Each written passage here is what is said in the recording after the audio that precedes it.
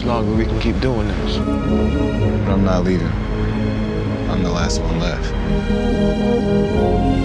I'm with you, bro.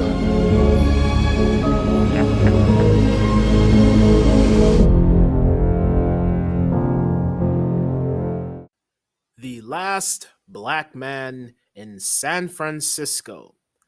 This movie is directed by Joe Talbot, and Joe Talbot directs this movie like I'm watching Eternal Sunshine of the Spotless Mind, Be Kind, Rewind, Stranger Than Fiction, and other weird movies of that nature. There is a high technical level that is applied to the illustration of this movie.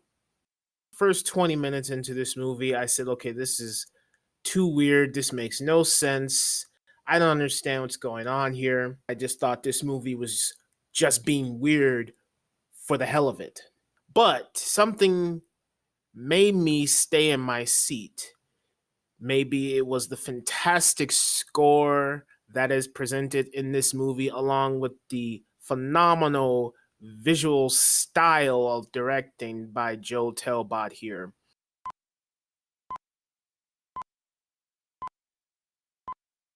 Jimmy Fails in this movie plays Jimmy Fails. I don't know if he's playing an extended version of himself or not, but the Jimmy Fails character in this movie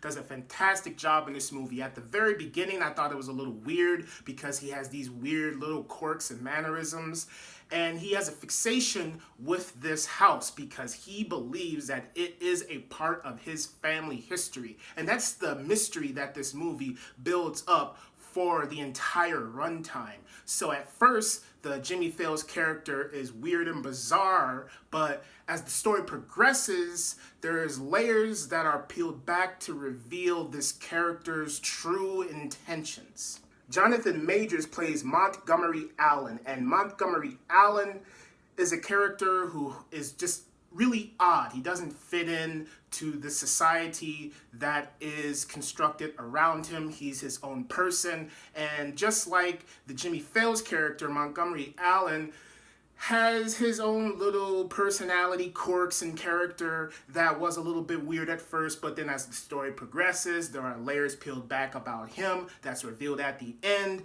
and it all comes full circle. There are also a group of gangsters in this movie that I thought didn't need to be here. I thought it was quite silly, but as the movie progressed, layers peeled back, the gangsters felt like they had a place in the story, and at the end, like I said, it came full circle. At first, I didn't like this movie. I thought the directing was fantastic and the characters were quite interesting, but I didn't understand what in the hell was happening at the very beginning. I wanted to walk out of the theater, but as I was patiently waiting, the story peeled back the layers, it revealed itself, and at the end it came full circle, and I enjoyed what I got by the end of the story being told.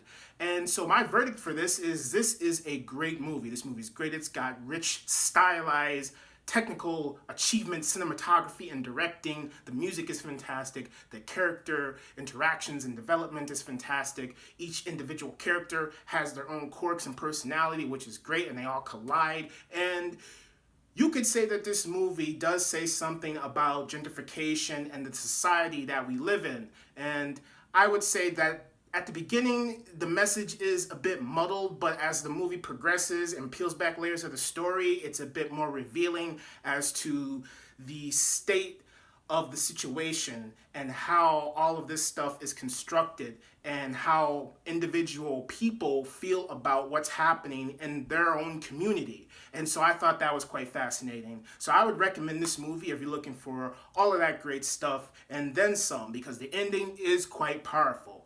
And that's all I have to say. So as always, thank you for watching, and I will talk to you next time.